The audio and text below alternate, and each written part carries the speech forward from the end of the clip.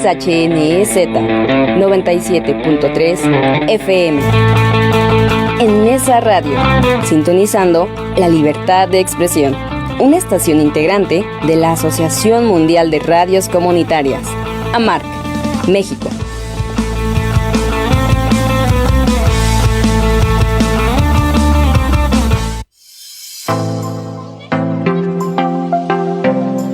En Su Tinta Radio, un espacio para la literatura, la poesía, la filosofía y la sociedad. Aquí se lee, se dialoga y se hace humanidad. Bienvenidas y bienvenidos al territorio liberado del pensamiento y la palabra.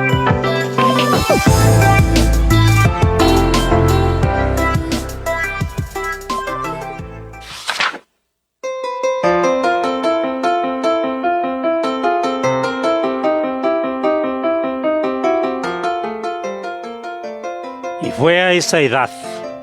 Llegó la poesía a buscarme. No sé de dónde salió, de invierno o río. No sé cómo ni cuándo. No eran voces, no eran palabras ni silencio. Pero desde una calle me llamaba. Desde las ramas de la noche, de pronto entre los otros, entre fuegos violentos o regresando solo, allí estaba sin rostro y me tocaba. Yo no sabía qué decir. Mi boca no sabía nombrar. Mis ojos eran ciegos y algo golpeaba en mi alma, fiebre o alas perdidas, y me fui haciendo solo, descifrando aquella quemadura, y escribí la primera línea vaga, sin cuerpo, pura tontería, pura sabiduría del que no sabe nada. Y vi de pronto el cielo desgranado y abierto, planetas, plantaciones palpitantes, la sombra perforada, acribillada por flechas, fuego y flores, la noche arrolladora, el universo. Y yo, mínimo ser, ebrio del gran vacío, constelado, a semejanza, a imagen del misterio, me sentí parte pura del abismo, rodé con las estrellas, mi corazón se desató en el viento. Muy buenas tardes, bienvenidos en Su Tinta Radio por el Nesa Radio 97.3 FM. Como siempre, un gusto saludarlos en punto de las 5 de la tarde. Mi nombre es Daniel Samperio y me acompaña en cabina, por supuesto, el maestro Porfirio García Trejo. Maestro, ¿cómo está? Muy buenas tardes. Muy bien, buenas tardes a todos, bienvenidos. Antes de comenzar, ¿qué acabamos de escuchar? El poema Poesía de Pablo Neruda. Perfecto, ahorita vamos a entrar en materia, pero antes agradecemos, como cada emisión, todas las personas que hacen posible en esa radio, a nuestra directora Rocío Román, a los colectivos, por supuesto un saludo a los compañeros de Poetas en Construcción, gracias. A Abraham en cabina, que como siempre nos acompaña, muchísimas gracias.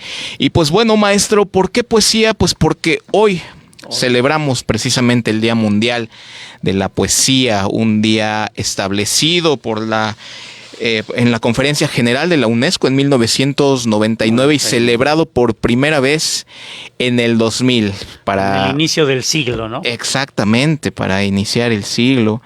Y bueno, pues básicamente el objetivo es, en aquel entonces de la UNESCO, no sé si se quede corto en ese sentido todavía la definición, maestro, pero era fomentar la diversidad lingüística, esa es una. Sí. La otra, la paz, por supuesto, impulsar el tema de paz. Sí. Y el tema del diálogo cultural. Esas eran las tres principales razones por las que pues fue impulsado en 1998 por Antonio Pastor Bustamantes, quien abogaba por el reconocimiento global de la poesía. Sin duda, como lo hemos planteado en muchos programas a lo largo de toda la historia de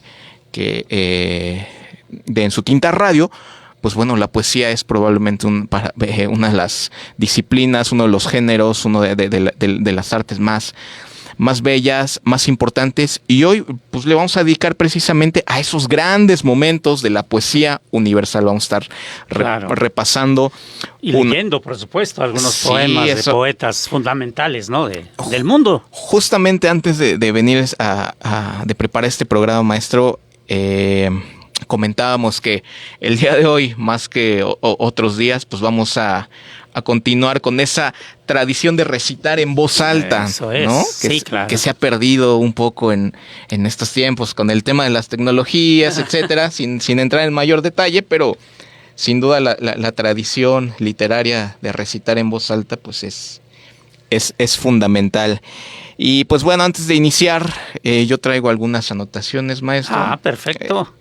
Primero, a ver si investigué bien. Mire, Bueno. La palabra poesía viene del griego poiesis, Poiesis, que sí. significa hacer o materializar, pero pues, una palabra que evidentemente ha sufrido constantes mutaciones a lo largo de la historia. Hay un apunte de un filósofo que me encanta, Aristóteles, que decía que toda creación intelectual, todo aquello a ser intelectual, era poesía o poiesis, en oposición, por supuesto, a la praxis, entendida como pues la acción, ¿no? Acción, sí. Acción. Sí, claro. Para Heródoto era el arte de componer obras que eran poéticas, y para Platón la tragedia y la comedia eran obras poéticas. La poiesis o poesía se expresaba en poemas o poemas que podían ser epos, es decir, épicos, o melos, es decir, líricos. Líricos, sí. Correcto, maestro. Entonces, yo comienzo con la primera pregunta y ya después lo que usted nos quiera comentar y como nos quiera llevar, porque aquí tenemos, por supuesto, toda su experiencia. ¿Por qué cree que la poesía ha sido históricamente una vía privilegiada para expresar, pues, ideas tan profundas? Bueno, es una necesidad. La poesía es una necesidad del hombre, como lo es, por ejemplo, la ciencia, o como lo es incluso el deporte, ¿no? Hacer ese tipo de actividades. O lo es todas las demás manifestaciones artísticas. La poesía también es una necesidad, responde a eso. Por eso es hacer, crear, inventar, ¿no? Moverse. Totalmente. Sí, entonces la poesía responde a una necesidad, pero más la poesía lírica. La poesía lírica es aquella que el ser humano crea o que el poeta crea para desahogar su sensibilidad, sus sentimientos de manera muy personal. La épica es la otra, la poesía que trata de reflejar lo que ocurre en el entorno social. Puede ser críticamente, enjundiosamente, como sea, pero una es muy personal en tanto que la otra es social. Sería una diferencia, ¿no? Las sociedades antiguas algunas dieron prioridad a la poesía lírica. Aun cuando después las guerras, porque pues la guerra siempre ha existido en el mundo, ¿no? Los metía en una dinámica donde la poesía épica apareció primero y luego se impuso también. Pero primero ya estaba ahí la poesía lírica. De hecho, el poema más viejo que se conserva, más antiguo que se conserva en el mundo, es de la primera ciudad del mundo, precisamente, de la que tenemos noticia, que es la ciudad de Ur, en Mesopotamia, en el actual Irak. Ahí donde van los dos ríos paralelos, el Tigris y el Éufrates, ¿no? Mesopotamia, pues era la parte que está entre los dos ríos. De hecho, eso significa Mesopotamia, entre ríos. Y ahí surge Ur, la primera ciudad del mundo, habitada por los sumerios. Los sumerios crearon el primer sistema de escritura, que hoy conocemos como cuneiforme. Y ese sistema de escritura que ellos no plasmaron en papel, sino en masa, en barro, tabletitas de barro. Y con un punzón trazaban las letras, los signos, que se llama así porque no tiene líneas curvas. Es cuneiforme. Y en forma de cuña, dicen. Y esas tabletas las metían al horno, las cocían, pues. Igual que eran nuestros artesanos que hacen jarros y cazuelas y todo eso, para que duraran. Y gracias a eso muchas de estas tabletas perduraron hasta nuestros días. Y el poema al que me refiero, el más antiguo que se conserva, es épico. Y es el famoso poema de Gilgamesh. O la epopeya de Gilgamesh, también le llaman, ¿no? Que es una historia en realidad. Una historia fantástica en parte, pero en mucho realista. La vida, la obra de un rey sumerio llamado Gilgamesh, precisamente. ¿No? Que fue un hombre que, o tal vez el primer hombre en el mundo que deseó ser inmortal. Y es muy interesante porque fíjate que esta obra es de varios miles de años antes que la Biblia. Y sin embargo, ahí en ella Gilgamesh, que desea ser inmortal, le pregunta a sus sabios, ¿cómo puedo ser inmortal? Y ellos le informan, no, pues no sabemos, pero sabemos que hay un hombre que tiene una edad que es indefinida, pero que es de 800, 900 años. Tal vez, si usted hablara con él, pudiera saber. Entonces, sí, ¿quién es? Se llama Utnapishtim. Entonces dice, bueno, ¿dónde lo puedo ver? Entonces le indican dónde, en las montañas, en tal lugar, y allá va. Y se entrevistará con Utnapishtim y él le dirá que sí, que él es inmortal. Ciertamente es un regalo que los dioses le hicieron. Y él le pregunta, ¿por qué? ¿Por qué a ti? Y ya le dice, porque en algún momento, hace tantos años, tantos miles de años, o cientos de años, perdón, me informaron que venía un diluvio. Iba a llover día y noche durante años y se iba a inundar toda la tierra. ¿No? ¿Te recuerda algo esa historia? Sí, por supuesto, el arca de Noé, ¿no? El arca de Noé. Yo tenía que hacer un arca, dice Utnapishtim. Yo tenía que hacer un arca y, en fin, una pareja, animal, etcétera, etcétera. Lo mismo, la misma historia, incluyendo la paloma que llevaba la rama en el laurel. La rama del laurel en el pico, perdón. Incluyendo eso. La misma historia. Entonces dice Gilgamesh, no, pues ya estuvo que yo no seré inmortal, porque eso ya, ¿no? Pero él le dice, déjame consultar con los dioses. ¿No? Y lo consulta y le dice, tienes una oportunidad. ¿Sí? ¿Qué tengo que hacer? Entonces le dice, tienes que ir al río Tigris, en tal región, tienes que nadar ahí, bucear ahí y localizar una planta, una sola planta que ellos van a crear para ti. Si la consigues y la comes, serás inmortal. Es la única oportunidad que te dan. Y claro, Gilgamesh acepta y va a donde él le indica y durante una semana estará buscando hasta que finalmente aquí está. La encuentra, la arranca y sube a la superficie del agua. Es un mediodía soleado, pleno desierto, porque allí, aunque hay agua, toda la zona es desértica. Entonces está observando la planta que brilla esmeraldosa y bella y en eso una viborita de agua se la arrebata y huye. Y pierde así su oportunidad de ser inmortal. Claro, no está completo el poema. Las últimas tabletas se perdieron. Entonces no sabemos exactamente en qué termina, pero hasta ahí tiene una lógica muy interesante, ¿no? Y fantasía, por supuesto. Qué maravilla. Pero es el poema más antiguo que conservamos, ¿no? Es épico, es poesía épica. Pero los primeros poemas, se sabe, ahí mismo en Ur, eran líricos. De hecho, por ejemplo, en el habla española, por ejemplo, las primeras manifestaciones poéticas que conservamos son las famosas jarchas. Las jarchas, que son poemas breves de 8 versos, divididos, sin embargo, en 2 partes. La primera parte está en español, o en el lengua romance de aquel, porque te estoy hablando del siglo X después de Cristo. ¿No? Entonces, está en lengua romance, que después será el español. Y que en ese momento ya empieza a ser el español, porque nuestro idioma español nace en el siglo IX.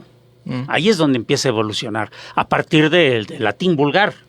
¿No? Entonces, para el siglo X aparece la literatura ya en romance, pues, que castellano. Y se llama jarchas. La primera parte está en romance castellano y la segunda parte de cada uno de esos poemas está en árabe o en hebreo. ¿Y de qué hablan esos poemas? Son líricos, porque habla una mujer siempre. En todos ellos habla una mujer, que muchas veces no era una mujer, era un hombre, pero se disfrazaba de mujer. Y lo que dice es que hay guerra y que ella sufre porque su hombre, el hombre que ama, se fue a la guerra y no ha vuelto ni sabe nada de él. Tal vez esté muerto, ¿no? Entonces es un poema lírico para desahogar esa sensibilidad, esa emoción. Así nace la poesía en la habla hispana, habla española, pues, aquí en México, ¿no? Los poemas prehispánicos, que serían el origen de la poesía, hablan de la muerte, hablan de la brevedad de la vida. Casi no hay poemas, también hablan de la tristeza, ¿no? Porque me acuerdo de algún poema de Nezahualcóyotl que dice, yo estoy triste, sufro, ¿no? Hablan de su estado de ánimo, son líricos. La poesía lírica fue la primera manifestación poética del mundo. Es muy íntima, es muy personal, es muy de cada uno de los individuos. Por eso es así. Y por eso la gente históricamente ha tenido necesidad de acudir a ella. Si no la escribes, de leerla, de disfrutarla, de escucharla, ¿no? De asimilarla. Lo que pasa es que las condiciones de vida actuales la van marginando, la van ninguneando. Y el ser humano se va mecanizando. La economía lo controla todo. La técnica, por supuesto, la tecnología lo controla todo. Y el ser humano se enfría. Y para la poesía eso no puede ser. La poesía debe tener una sensibilidad especial, si no, no es poesía. Por ejemplo, los primeros filósofos del mundo, allá en Grecia, ¿no? Georgias o Cálicles, o todos esos escribían en verso, pero no lo que sentían, eran sus reflexiones, eran filósofos, ¿no? Entonces el verso, la forma poética no hace a la poesía. La poesía es el contenido, es lo que está dentro. ¿Y qué está dentro? Pues la psicología del que escribe. ¿Y cómo es esa psicología? Pues un sentimiento, puede ser tristeza, o puede ser alegría incluso, puede ser enojo, puede ser indignación ante algo. Hay que denunciar algo. Entonces la poesía implica una emoción. En el momento en que el poeta se queda en la pura palabra, se queda en la pura estructura, en la pura forma, y pierde esa emoción, no es capaz de transmitir, ni de sentirla, ni transmitirla, ese poeta se está condenando a ser visto como un poeta no recomendable. Aunque sea muy inteligente, aunque sea muy imaginativo. Totalmente. Pero uno de los valores principales de la poesía es la sensibilidad, indudablemente, ¿no? Claro. Hoy día tú le dices a cualquier señora, a cualquier señor de nuestro entorno, le muestras un poema de Manuel Acuña, por ejemplo, de Bécquer, de esos poetas románticos, el Nocturno a Rosario, por decir algo, y lo disfrutan. Sí. O sea, ay, qué bonito poema, ¿no? Claro. En cambio, le muestra uno de Octavio Paz, no le entiendo nada, no sé de qué habla. Es muy intelectual, se oye eso sí, pero no lo entiendo. No me gusta la poesía, te van a decir, ¿no? Es lo malo. Claro, uno entiende que la poesía tiene que evolucionar. Sí. No te puedes quedar haciendo lo que hicieron hombres de hace 200 años. Claro. Tienes que evolucionar, cambiar, proponer algo. El problema es que a la gente no experta en esto, puede no gustarle. Y tiene derecho a no leerte. Claro. Y eso es lo que ha venido pasando, que la poesía se va marginando en parte ella también. Así como lo hace la tecnología y la economía que decía yo hace un momento, también ella. Porque dices tú que con el fin de evolucionar las lenguas, solo así dijiste, del Día Internacional de la Poesía. De fomentar la diversidad lingüística. Sí, sí es cierto, la poesía ha sido históricamente una herramienta que ha hecho evolucionar los idiomas, que ha enriquecido los idiomas, ¿no? No solo porque los poetas inventan palabras, no solo porque los poetas, entre otras cosas, se exigen crear estructuras nuevas para la oración gramatical, no solo, sino que también porque estudian el idioma, lo analizan, lo enriquecen. Le aportan, ¿no? Son los expertos en eso, pues. Son expertos en eso. Sin ellos, pues recuerdo ahora, por ejemplo, palabras como cerúleo o rosicler, este tipo de palabras, pues no existirían. Algún poeta las creó. ¿Para qué? ¿Hacía falta? No hacían falta. Pero ellos las crearon, y así muchas, ¿no? Sor Juana creó muchas palabras, orfelino, por ejemplo. En fin, hay muchas. Correcto. Que ahora no recuerdo, pero hay más, ¿no? Urambra es una palabra que... Urambra. Sí. ¿De qué poeta es? Yo la... ¿Ah, sí? Sí. ¿Y a qué hace referencia Urambra? Pues me vino de estar viendo una estrella. Y entonces yo estaba en otra cosa, pero vi la estrella. Y mezclé dos palabras para crearla a ella. De uranio, estaba estudiando química, uranio, y cobra. La víbora, la cobra. Entonces, Urambra. Claro, no hay N antes de B, cambia a M. Entonces, es Urambra. Urambra. Y fíjate qué curioso que veo en el Facebook una muchacha que se hace llamar Urambra Montaña. ¿Viene? Y luego ya descubro que es sobrina de Marco Guzmán, el guitarrista de aquí de Mesa. Claro. Y una vez le pregunté, oye, ¿tú tienes una sobrina que se hace llamar? Sí. ¿Y cómo se llama? Ya me dijo otro nombre. Entonces, es un seudónimo. Sí, es un seudónimo. Sí, ¿y de dónde lo tomó? No sé, le digo, pues es una palabra que yo inventé y no me creyó. No seas payaso, de verdad. Y es verdad, yo tengo un libro que se llama Existiendo a Urambra. Porque la estoy inventando, era una estrella en realidad. Y ya le hice un poemario a esa estrella, ¿no? Qué maravilla. ¿No la trae ahorita? No. Bueno, pues... Lo debo. Sí, no los debe, sin duda, maestro. Pero de la poesía hay mucho que decir. No, demasiado. Hay mucho que decir. Demasiado. Justamente... de lo que mencionaba, de lo que mencionábamos de los 3 objetivos por parte de la UNESCO de fomentar la diversidad lingüística, el diálogo, el diálogo cultural, el diálogo cultural y la paz. Y la paz. Justamente yo investigando, recogiendo como algunas definiciones, me encontré con la de un poeta y filósofo argentino que es Rodolfo Kusch y me llamó mucho la atención, lo escribí. Kusch nos dice que la poesía tiene la responsabilidad de expresar las experiencias y los anhelos de los pueblos y de contribuir a la construcción de una identidad propia. Sí. Termino. Kush creía que la poesía era una herramienta de descolonización. Ya un tema mucho más político, ¿no? Sí, cómo no. ¿Coincide? ¿Coincide? Sí, cómo no. Lo dije históricamente, la poesía ha dado personalidad a los pueblos. Ha enriquecido el idioma, pero al enriquecer un idioma le da eso, una personalidad al pueblo que habla dicho idioma. En este caso, el español, por ejemplo, no es de un pueblo, es de muchos pueblos. Pero es lo mismo porque intercambiamos. Realmente somos como un solo pueblo grandote, ¿no? Un pueblo grande. Uno pensaría, por ejemplo, sin Cervantes, ¿no? Y más atrás, sin el poema de Mío Cid, sin el Lazarillo de Tormes, sin ese tipo de obras donde el escritor, que a veces es anónimo, no se conocen los nombres, que a veces es anónimo, sin esos autores, el idioma seguiría siendo tal vez ininteligible para muchos, ¿no? Tú lees, por decir algo, efectivamente el poema de Mío Cid o las jarchas que nombré hace un momento, y dices, no, pues no, a veces no le entiendo. Hay partes que yo entiendo, pero hay otras que no. Claro. ¿No? ¿Qué pasó? ¿Por qué hoy sí la podemos entender? Pues porque evolucionamos. Pero ahí está el origen. Ahí nacimos, pero hoy el español actual, comparado con el español del siglo IX, pues no se parece. El español del siglo IX se parece más al latín, ¿no? Pero está evolucionando. ¿Y quién lo hace evolucionar? Pues los que se dedican a estudiarlo. Por ejemplo, Nebrija en el siglo XVI, cuando se pone, en 1492 da a conocer su gramática, ¿no? Cuando se mete al idioma y lo estabiliza, porque también eso es importante. Al hacer una obra como El Quijote, le das perpetuidad al idioma de ese momento. Ya quedó atrapado. Sí. ¿No? Y claro, puede evolucionar hacia adelante, no hacia atrás, porque los pueblos a veces echan para atrás los idiomas. Cuando dices aiga en lugar de aiga se dijo así hace como 500 años. Claro. Entonces ya llegamos a algo que es haya. Pero si tú vuelves a decir aiga, entonces lo está echando para atrás, no para adelante al idioma. Bueno, pero el poeta no hace eso. El poeta lo lleva para adelante, lo evoluciona, lo desarrolla. Entonces yo estoy de acuerdo totalmente en que lo que he visto como finalidad del Día Internacional de la Poesía, ¿no? Darle personalidad a los pueblos con lo de la paz no, porque estamos viendo que ahorita hay guerra y siempre ha habido guerra. ¿no? Sí. La guerra responde a otros intereses que no tienen mucho que ver con el idioma, que no tienen nada que ver con la poesía. Por ejemplo, ahorita hay gente de pronto, maravillosa gente que en el Facebook o en las redes sociales pues se pone a buscar algún poema de algún poeta palestino o ahora iraní y nos lo suben. Y leemos, pero poesía actual, pues, de lo que está pasando, y lo denuncian ahí los poetas, lo critican. Y es maravilloso escuchar la condena de un poeta a la masacre que en Gaza estaba llevando a cabo el estúpido ese de Netanyahu, ¿no? Sí, claro. Sí.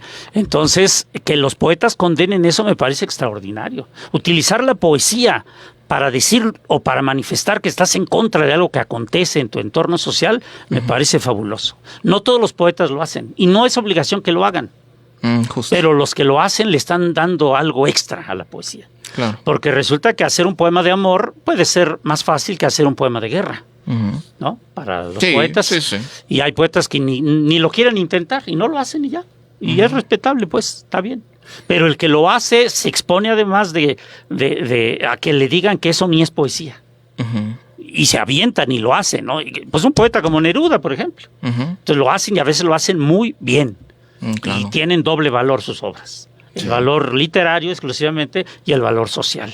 Una cosa maravillosa.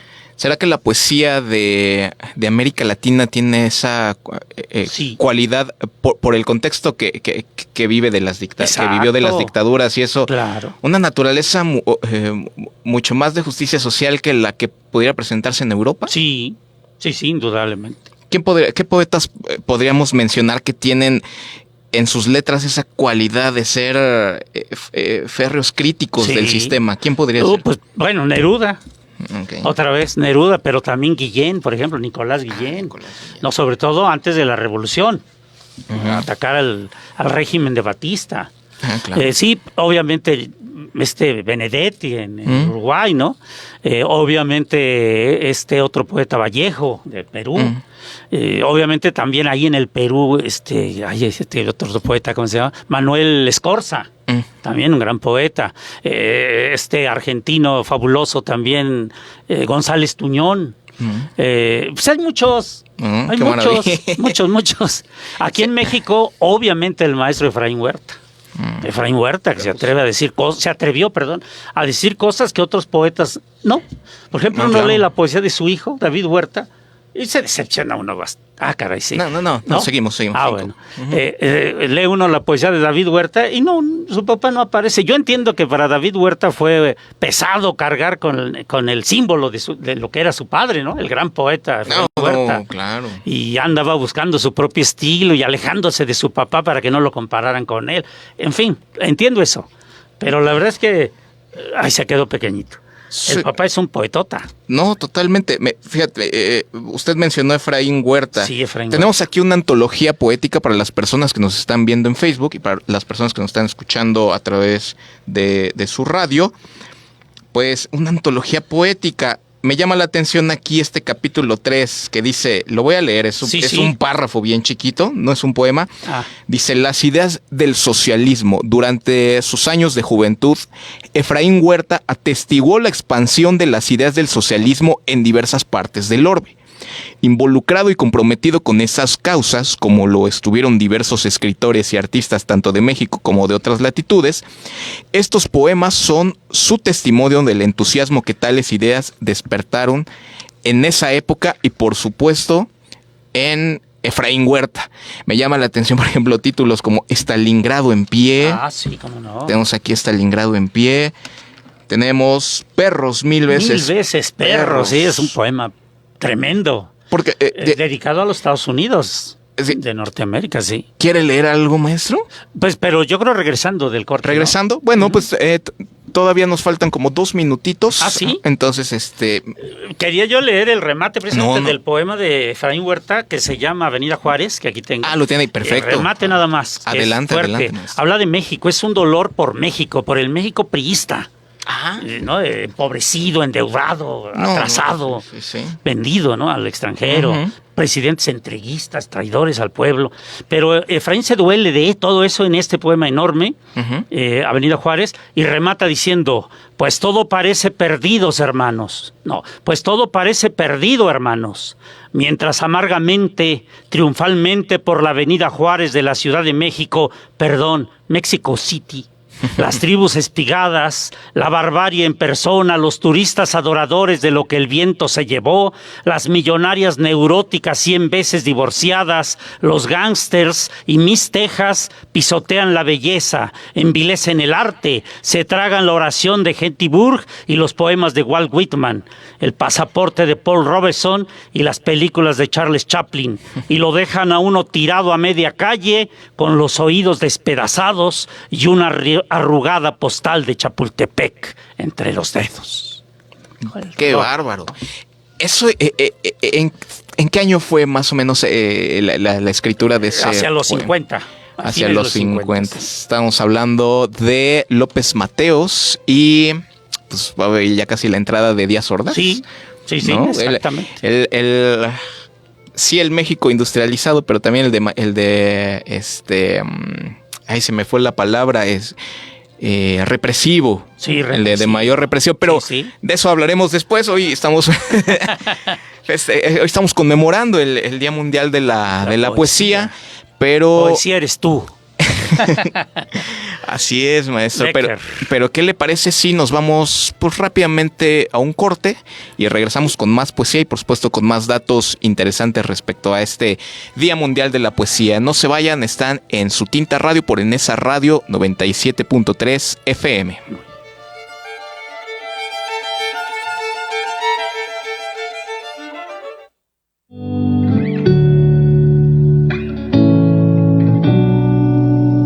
Vamos a un corte de estación. En Su Tinta Radio ya regresa con más pensamiento y palabra. No caigas en engaños. Si te llaman para pedirte información bancaria o de tu pensión, te dicen que ganaste un premio o te marcan para cobrar una supuesta deuda, cuelga y denuncia al 089. Recuerda, no contestes números que no conoces. Gobierno de México. Estás escuchando en esa radio 97.3 de tu FM, sintonizando la libertad de expresión. El cristal hace pedazos tu mente, destroza tu cuerpo, te aleja y rompe tu familia. El cristal te quiebra la vida. Elige ser feliz. Si necesitas ayuda, llama a la línea de la vida, 800-911-2000. Gobierno de México. Estás escuchando en esa radio 97.3 de tu FM, sintonizando la libertad de expresión.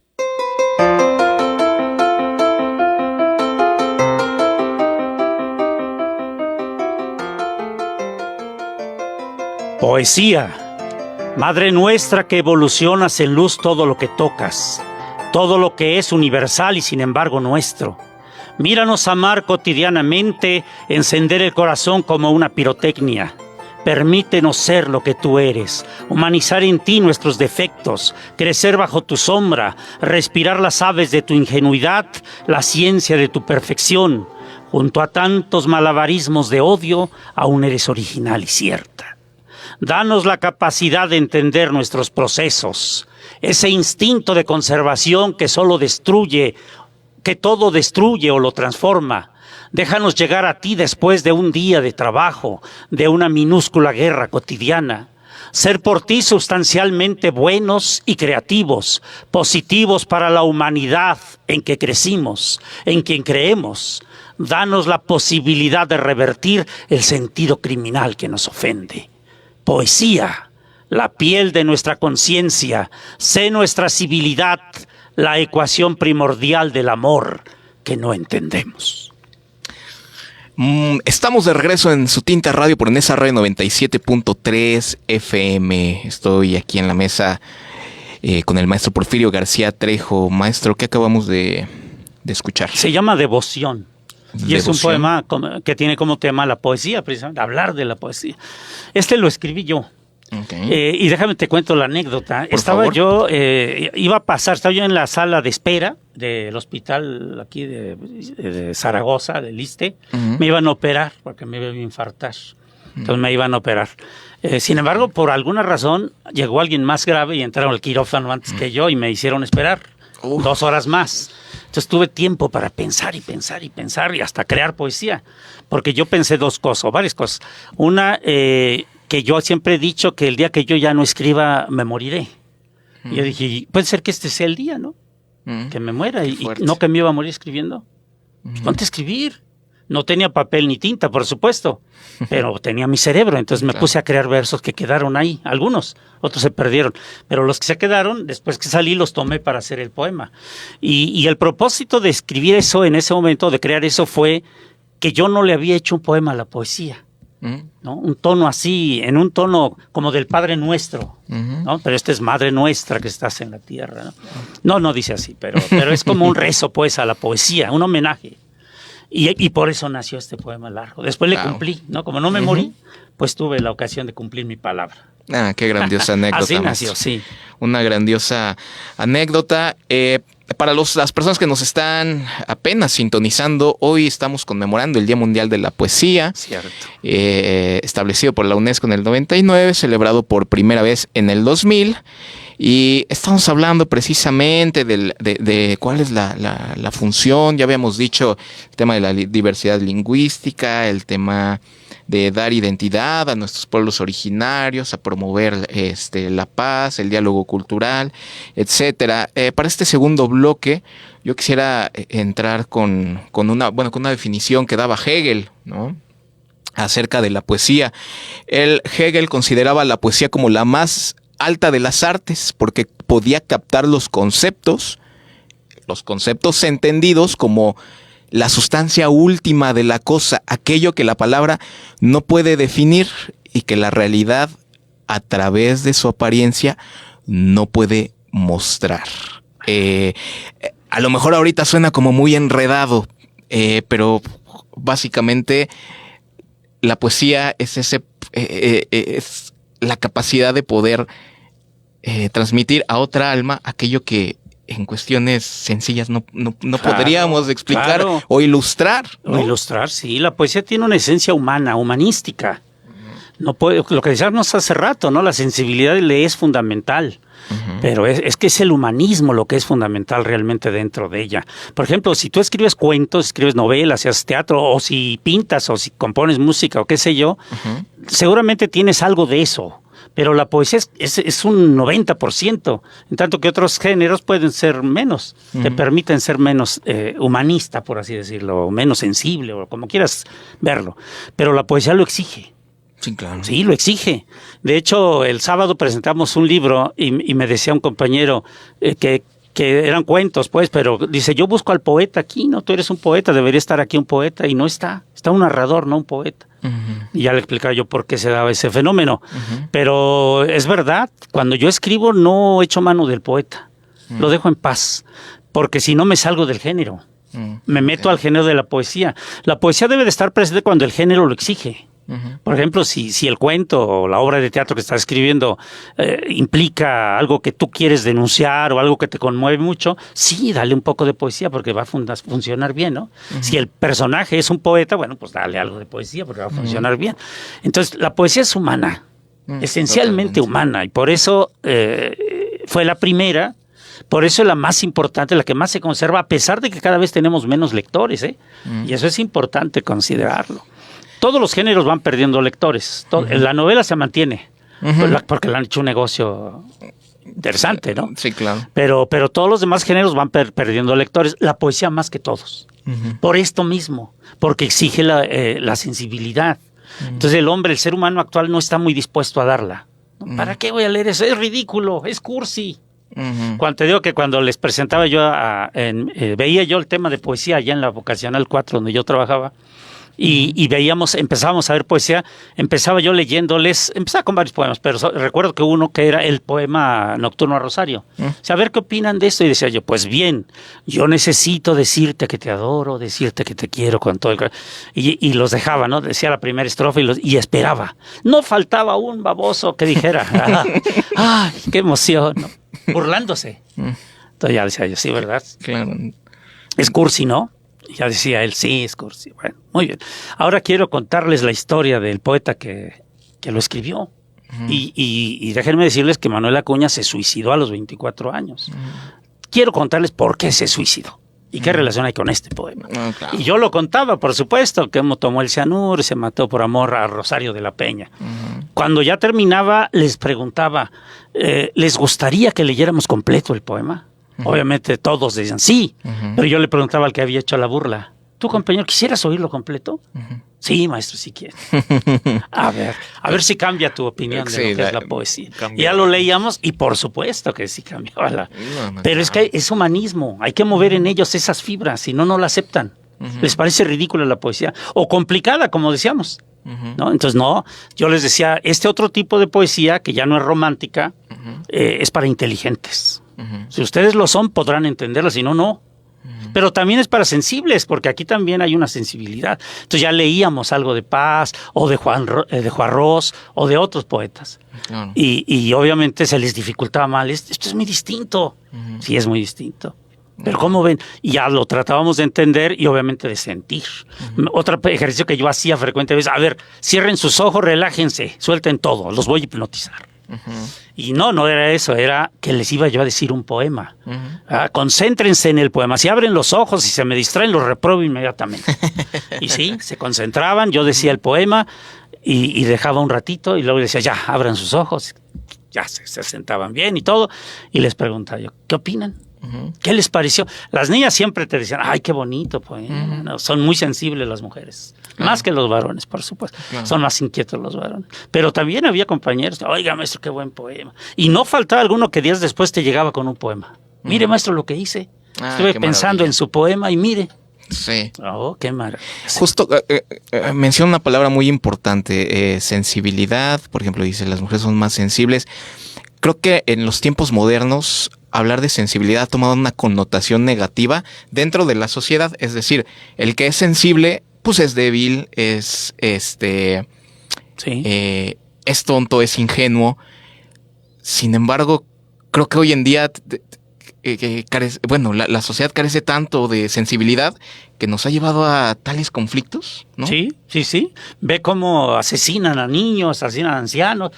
Sí. La matanza, el genocidio sobre Gaza es algo espantoso porque, como dice bien, ocurrió frente a los ojos de toda la humanidad y no hubo mucha indignación por eso. No. Hemos perdido sensibilidad. Sí, los países estaban, incluso hay quien lo alaba, pues, quien está a favor de eso, ¿no? Sí, es terrible. Y de pronto hay la reacción de ciertos sectores sociales que dicen, vamos en barcos hacia allá, vamos a llevar alimentos, vamos a llevar víveres y vamos a parar esto, ¿no? Que nos maten con ellos. Y allá fueron 50 barcos, recuerdo, y los aprendieron efectivamente. Y los mandaron de regreso. Pero bueno, eso puede ocurrir en la actualidad. No habla muy mal del ser humano. Ahí no hay ningún poeta, no hay poesía en eso. No hay arte. Matar nunca será motivo de arte. No, sin duda. Cuando Picasso pinta el Guernica famoso, donde hubo una masacre también, hay quien lo critica y le dice que eso no refleja lo que acaba de ocurrir. Pues no, pero es horrible. Sí. No lo refleja como si fuera una fotografía. No. Lo refleja con los elementos que el pintor consideró indispensables. Totalmente. Cada quien puede interpretar de la manera que quiera. Y esa es una característica del arte en general y de la poesía en particular actual. La libertad de interpretación. Cada quien interpreta lo que quiere y todos tienen razón. Muy bien, maestro. Regresando un poco al tema de los grandes momentos de la poesía, usted mencionaba, nos contó una parte de la epopeya de Gilgamesh. Sí, Gilgamesh. Me pareció maravillosa. Yo quisiera preguntarle, a partir de ese punto, ¿cuál podría considerarse un gran momento de la poesía universal? De ahí hasta dónde saltaríamos, que marcaríamos como un momento. Sí, qué buena pregunta, Qué buena pregunta, porque realmente no hay un momento, son muchos momentos, grandes momentos, sobre todo en la antigüedad. Por ejemplo, la palabra Yolteotl en náhuatl significa el del corazón endiosado. Qué bonito. El que tiene el corazón, o sea, que tiene un dios en el corazón. Y esa era la palabra con que designaban al poeta, Yolteotl. La palabra Xochitlactoli es poesía. Y la palabra Inxochitl, Incuicatl, que es un difrasismo, también significa poesía. Inxochitl, Incuicatl. Xochitl es flor y Cuicatl es canto. Y la otra, Xochitlactoli, es Xochitl, flor, y Tlactoli, palabra con flores. La flor era el símbolo de la belleza y de la vida. Sí. Entonces, la palabra hermosa, ¿no? Y el otro, el poeta Yolteotl, Dios en un corazón, o Dios en mi corazón, le daban ese nombre al poeta porque ellos se daban cuenta de que cuando el poeta estaba creando, no era él. Había una inspiración ahí rara. ¿No? Entonces le decían, pareciera como que un Dios le está dictando lo que nos está platicando. Pareciera que está endiosado. Eso es lo que quiere decir, ¿no? Okay. Entonces ve, esos son momentos. Quiere decir que la poesía para ellos era algo extraordinario. De hecho, el poeta era un ser reverenciado, socialmente querido, reverenciado, respetado. ¿Por qué?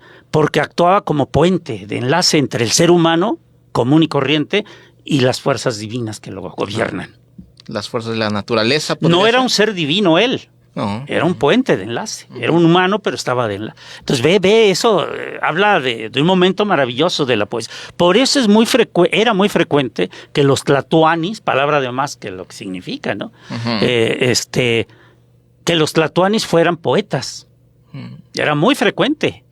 ¿Por qué? Porque ser poeta hablaba de un nivel social, intelectual, cultural muy elevado, ¿no? En China ocurría algo similar. Los poetas, por ejemplo, tengo una antología de Carmen de Fuente, o lo que se llama la autora, de poesía china, donde te da las biografías de muchos, Li Taipo, entre otros, ¿no? Tu Fu y de otros. Entonces, también te dice eso, que muy frecuentemente los emperadores eran poetas, porque ser poeta era un estrato superior de humanismo. Cosa extraordinaria. Y no se diga en Persia, ahora Irán es Persia. ¿No? Velo, ahí está, hay poetas ahí en este momento escribiendo sobre lo que está pasando y los conoceremos en su momento. Totalmente, sí. Tiene una jerarquía muy, muy importante. Maestro, tenemos en la línea al maestro Francisco Vázquez Salazar. Que... Ya hacía falta ese hombre aquí. Sí, caray. Y que nos trae una serie de recomendaciones y seguramente algunos apuntes en torno al Día Mundial de la Poesía. Maestro, ¿cómo está? Muy buenas tardes. ¿Cómo están? Muy buena tarde, disfrutando de su programa, los he estado siguiendo casi desde que iniciaron y la verdad es que pues con mucha materia para hacer un programa como lo están haciendo, continuarlo incluso y bueno, pues con eso me arranco. Saludos, maestro Porfirio. Buenas tardes, Paquito. Gracias por el espacio y miren, pues sí, como una humilde aportación, déjenme hacer unos apuntes y luego una recomendación. Ya escuchamos desde la parte de Gilgamesh hasta lo que se refería de Hegel y este tipo de pues pensadores o creadores aún anónimos alrededor de pues la poesía como un canto de vida, porque cantaban vidas, triunfos, honores y también tragedias, etcétera, etcétera. Estoy hablando sobre todo de los poetas épicos de la poesía. Déjenme se los comento. Hace año, ya van para más de un año, tuvimos un coloquio de invierno, de otoño, que le llamamos así, pues para hablar de la poesía, impulsado por los poetas en construcción, y recuerdo que ahí escribí líneas como la siguiente: que vista como medio o vehículo, usada efectivamente, la poesía se apodera del espacio y da paso a la utopía, aunque lo deseable es mantenerla en el orden de lo normalizado, y lo digo con ironía, justo para que no se nos escape o se ponga encima de los roperos como algo preciado o inalcanzable. Los lugares comunes de convivencia, el día a día, se ven irrumpidos por esta aparente sofisticación, que no es otra cosa que el uso de nuestra facultad para ordenar el mundo de otro modo. Ponerlo patas para arriba no ha de ser precisamente, pero es suficiente con que dotemos al acto de algo bello, de un momento de pensamiento, de emoción, de darnos una oportunidad para visualizar las cosas de un modo distinto. De manera clásica, la poesía se establece en un escrito que la contiene, pero aquí se como medio o finalidad en un escenario que tumba todas las paredes y nos hace convivir de maneras que nos permiten sentirnos, pensarnos, proyectarnos y darnos cierta perspectiva.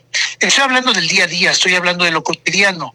No debe causarnos mayor conflicto ir a la cultura diaria, a los latidos del barrio, a las pulsaciones de las calles, para mirar de frente lo que acontece, vernos a los ojos y obtener expresiones honestas, genuinas, constructivas y bellas.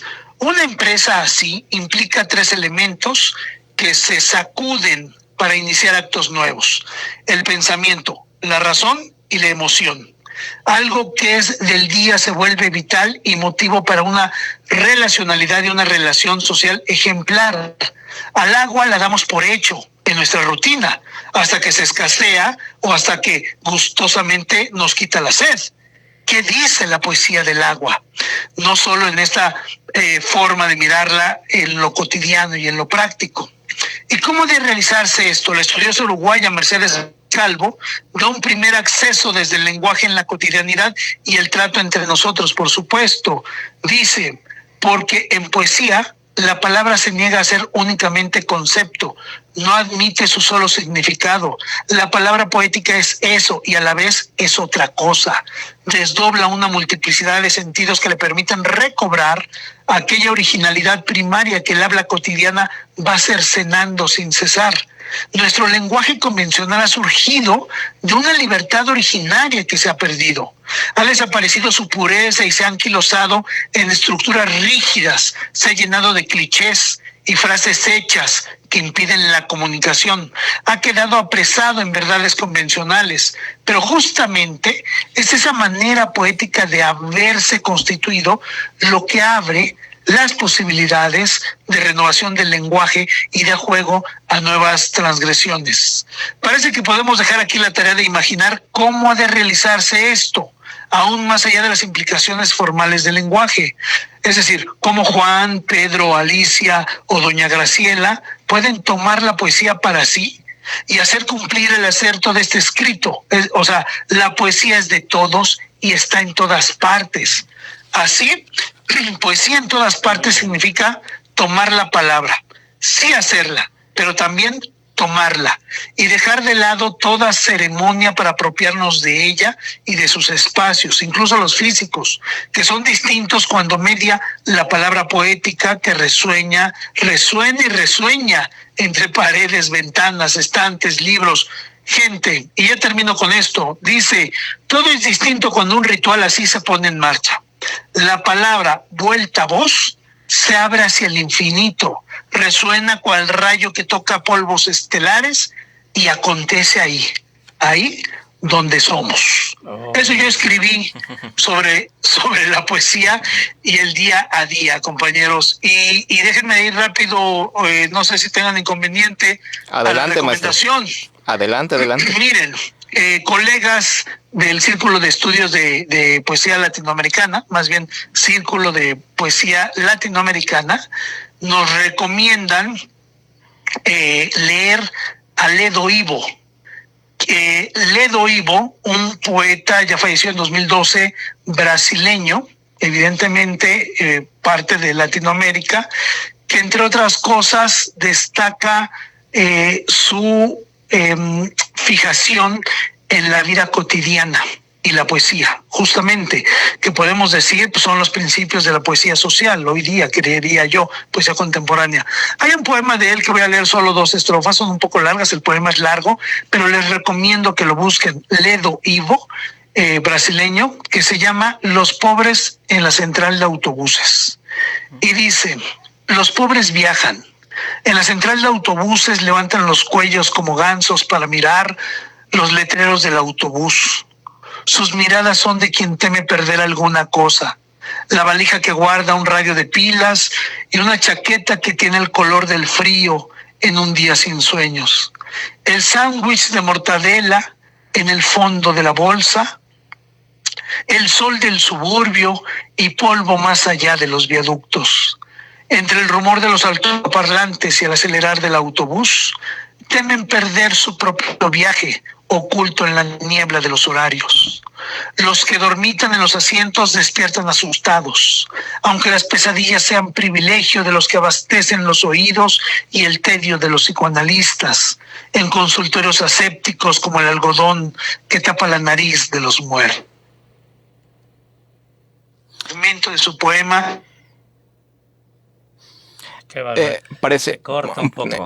Maestro, tenemos un problema de comunicación. Vamos a intentar retomar la llamada. Pero ¿qué le parece este apunte que hace el maestro Francisco en torno a que en todos hay un poco de poesía? Pero bueno, lo tenemos ya está ahí. De nueva cuenta en la línea. Maestro, se nos cortó.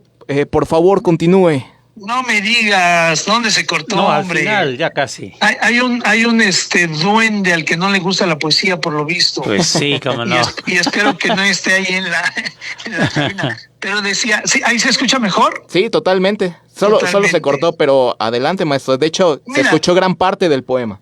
Mira, voy otra vez a la segunda estrofa que dice, entre el rumor de los altoparlantes y el acelerar del autobús, temen perder su propio viaje, oculto en la niebla de los horarios. Los que dormitan en los asientos despiertan asustados, aunque las pesadillas sean privilegio de los que abastecen los oídos y el tedio de los psicoanalistas en consultorios asépticos como el algodón que tapa la nariz de los muertos. Mi recomendación es que lean poesía latinoamericana y que sea de preferencia de autores que estén hablando de lo cotidiano, día a día, de ahí donde el pueblo se sienta tocado, aludido, referido, tomado, tocado, instalado. Este es un ejercicio con Ledo Ivo, poesía brasileña, que nos recomienda el Círculo de Poesía de Latinoamérica, poesía latinoamericana. Más referencias ahora en esta primavera que se la dedican a ir a ver o ir a escuchar o leer, comprar libros de poetas que hagan de lo cotidiano, del lugar común de nuestras convivencias, de nuestros vecinos, de nuestros altares, de nuestras azoteas, de nuestras costumbres, ¿Cómo ven? Ay, qué barbaridad. Perfecto, maestro. Pues como siempre le agradecemos este interesante apunte que nos hace al principio y también una recomendación que dejamos para todo nuestro auditorio, maestro. Pues les saludo desde el municipio de Guadalupe, Victoria, Puebla, donde vine aquí a ver a la comunidad, estar con ellos, convivir con ellos y llevarme sus aprendizajes. Qué maravilla. Sus enseñanzas. Claro, el día de hoy debimos haber organizado un evento, ¿no, Paquito? De lectura de poesía en algún lado en la calle. Debimos, tienes toda la razón, pero mira, somos... Bueno, parece que tenemos se está cortando, sí. Problema de señal. El maestro Francisco Vázquez Salazar se está comunicando desde el municipio de Guadalupe, Victoria, Puebla. Entonces imagínense, pues mandamos ya muy cerca de Veracruz. Un saludo, sí, claro. Entonces, no, por supuesto no es la mejor señal, pero insistimos, un gran apunte. No, y gracias, ¿no? Que se hace presente siempre. Totalmente. Sí. Maestro, pues estamos... Ya llegó otra vez. A ver, maestro, intentemos por esta vía. Mil disculpas, ahora te marqué. Perfecto. Por WhatsApp. Ah, perfecto. Mira, no quise dejar ir el comentario final del maestro Porfirio. Y lo que quiero decir es que afortunadamente, maestro Porfirio, somos poetas, somos ahistóricos. Entonces, el hecho de no haberlo hecho hoy quiere decir que lo podemos hacer cuando querramos. No se preocupe usted. Muy bueno. Perfecto. Claro que sí, Paquito. Bueno, pues con un fuerte abrazo al auditorio también. Disculpas por la señal técnica aquí, pero lo resolvemos. Correcto. Muchísimas gracias. Todo vaya muy bien. Muchísimas gracias, maestro, y un saludo hasta Guadalupe, Victoria, Puebla. Así sea. Gracias. Un abrazo. Igualmente, gracias. Pues ahí, un poeta llamándonos en el Día Internacional de la Poesía. Totalmente, maestro. Interesante apunte. Veo que trae en sus manos un poema, Me encontré este poemínimo. El maestro Efraín Huerta también. Él es el inventor de los poemínimos, ¿no? Antes de entrar brevemente, ¿qué es un poemínimo? Pues un poema mínimo. Un poema muy breve, ¿no? Con ideas mínimas. Okay. Por ejemplo, mira, el que él escribió para sí mismo, dice, primero que nada, se llama Ay Poeta. Dice, primero que nada, me complace enormemente ser un buen poeta de segunda del tercer mundo. ¿Ya? ¿Es todo? Otro dice, del dicho al hecho hay mucho trecho. Este es otro, se llama revelación. Alguien revela capaz de ser inteligente, finjo que me aburro. Un recado. A las honorables autoridades marítimas, celestes y terrestres, no se culpe a nadie de mi vida. Un poemínimo que dijeron cuando él murió. Y luego lo dijo Monsiváis, dice, lo dramático para muchísimos mexicanos es que en México no hay embajada de México. Qué talento del maestro. Sí, porque era la poesía, pero mezclada con cierto humorismo. Sí, ¿no? Sí, totalmente. Maestro, ¿quién sería en el periodo prehispánico nuestro mayor exponente? Poesía. Por lo menos el más famoso obviamente era Nezahualcóyotl. Sí, Nezahualcóyotl, Coyote en ayuno. ¿Tenemos registro de alguien más? Sí, hay el libro que se llamó originalmente 13 poetas del mundo azteca, de León Portilla. Macuilxochitzin, la única mujer que aparece ahí. Macuili 5 y Xochitl Flor, 5 Flor, que era una fecha en realidad para ellos, pero así se llamaba esta poeta, Macuilxochitzin. Pero aparte de esa mujer hay otros 12 poetas ahí. Bueno, ahora ya no, el libro se volvió a editar mucho tiempo después, y se cambió incluso un poquito el nombre y se hizo llamar 15 poetas del mundo náhuatl, del habla náhuatl, no, del mundo náhuatl. O sea, 15 poetas, ya aumentó 2. ¿Por qué 15? ¿Qué no habría miles o cientos o algo? Sí, sin lugar a dudas. Lo que pasa es que era poesía de corte social. Sí, muy personal, muy sentida, pero no firma, como no sabían escribir, no firmaban. Entonces solo se puede identificar quién escribió esos poemas si él se autonombra, ¿no? Yo, Nezahualcóyotl, sufro. Entonces ya es de Nezahualcóyotl. Cuauhtzin, el poeta que Nezahualcóyotl traicionó y lo mandó a morir, ¿no? Es una historia bellísima que algún día contaremos aquí. Claro. Cuacuautzin, quien es de los tlatoanis, Nezahualpilli, el hijo de Nezahualcóyotl también era, se me olvidan los nombres de náhuatl, en fin, otros, pero ya no me acuerdo. Claro. Acamapixtli, también ahí está, ¿cómo se llama? Cacamatzin, el sobrino de Nezahualcóyotl, que ya era el gobernante de Texcoco cuando llegan los españoles. Y otros, ¿no? Y otros. Ah, qué maravilla, maestro. Yo me sentiría mal porque solo podría nombrar a Nezahualcóyotl, que es el gran referente. Sí, es el gran referente. Pero había muchos. Se conservan más de 2,000 poemas prehispánicos en la actualidad. Nezahualcóyotl por lo menos 30. Más de 30, pero a varios de esos se le adjudican, realmente no sabemos. Por ejemplo, que están los billetes de 100 pesos. Que amo el canto del censor. Sí, se le atribuye, realmente no sabemos si era de él. No es su estilo. No es su estilo, entonces es muy difícil que sea de él, no creo que sea de él. Pero bueno, así está la cosa. Muy bien. Una pregunta que habías hecho muy interesante era la de qué momentos, ¿no? Ha vivido la poesía. Claro. Y ya decía yo, en épocas antiguas, muy frecuentemente, el gobernante era poeta. Y obviamente valoraban a los poetas. Por ejemplo, Li Taipo, el poeta chino fabuloso, maravilloso, que era un borracho terrible, que muere, de hecho, ahogado, según dicen, en el río Guangzhou. Muere ahogado tratando de atrapar la luna. El único libro que se conserva de él se llama Copa en mano, saludo a la luna, porque era un enamorado de la luna. Entonces dicen que tomaba mucho y que iba en una barcaza, borracho, ebrio como siempre, y vio la luna reflejada, era de noche, reflejada en el río, y trató de atraparla o jugar o ver qué hacer, y se cayó al río y se ahogó. Así murió. Pero él, por ejemplo, tenía mecenas, tenía quien lo alimentara. Claro. Él no patrocinador, ¿no? Sí, exacto. Entonces, eso era como una realidad de hace mucho tiempo. Hoy día es difícil que un poeta consiga a alguien que lo mantenga. Sí. Es muy difícil, ¿no? Porque no lo valoran socialmente. En cambio, antes sí. Y en la actualidad, un momento que podríamos considerar, la literatura avanza de acuerdo a corrientes literarias. Entonces, este es el barroco, el neoclasicismo, el romanticismo, el realismo, el naturalismo, etcétera. Y en cada momento de esos hay un momento esplendente de la poesía.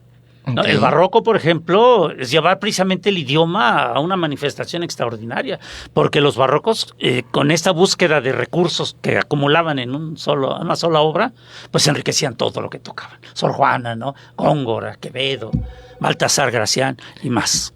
Bueno. Claro, no, totalmente, maestro. Parece que nos está llegando una llamada, pero antes de tomarla, yo quisiera preguntarle, en el marco del Día Mundial de la Poesía, ¿por qué sigue siendo necesaria, maestro? La poesía siempre será necesaria, porque ya dije que viene del interior del hombre, de su espiritualidad, de su humanismo.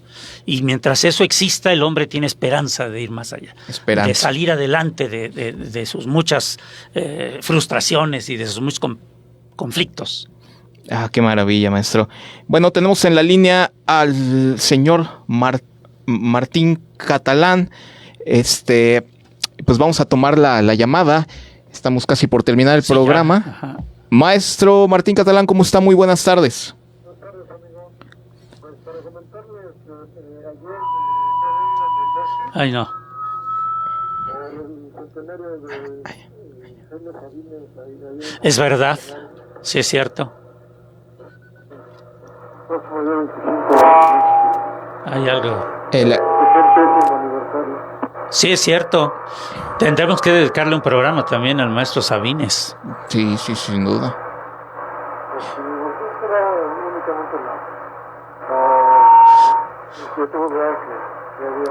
Maestro Catalán, ¿por qué no se prepara usted el programa y nos lo viene a exponer aquí un día de estos, un sábado? ¿Cómo no? ¿No le gustaría? Que platicáramos aquí, leyéramos la obra del maestro y, en fin, sacáramos anécdotas y todo lo que encontremos. ¿Cómo no? ¿Le parece bien? Para el otro sábado viene Mariguk, la cantante de aquí de Nesa, maravillosa cantante. ¿Le parece bien en 2 semanas? ¿Cómo no? Bueno, ahí está, queda ya el compromiso. Perfecto. Hablar del maestro Jaime Sabines, la obra del maestro Jaime Sabines. Muy bien. Pues prepárese bien, maestro, y nosotros también, y platicamos aquí dentro de 2 sábados. Hasta luego, gracias. Y gracias por llamar, que ya nos agarra ahora sí cuando ya nos estamos retirando. Gracias. Sí, gracias. Hasta gracias, luego, don maestro. Martín. Muy bien, pues siempre agradecer a ver, ojalá Martín Catalán. Que nos acompañe. Maestro, pues llegamos al final de En Su Tinta Radio. Antes de irnos, pues saludos al maestro César Cedillo. Quien nos pone aquí, nos manda unos saludos. Al maestro Miguel Ángel Jiménez Rojo. Ah, sí. Entonces, dice, comparto video poema y un proyecto poético musical llamado La Nada. Así lo pone, lo compartió ahí en el chat del Facebook en vivo. Por favor, vayan a verlo y compartir. Y pues nada, maestro, llegamos al final. Sí, nos despedimos agradeciendo, por supuesto. Totalmente. Muchísimas gracias a usted, amiga y amigo. Y por supuesto también a Abraham en los controles. Esto fue En Su Tinta Radio por Enesa Radio 97.3 FM. Nos vemos la próxima semana con Mariguk. Así que no se lo pierdan. Música mexicana. Música mexicana, vamos a estar por aquí. Así que muchas gracias y hasta pronto. Gracias.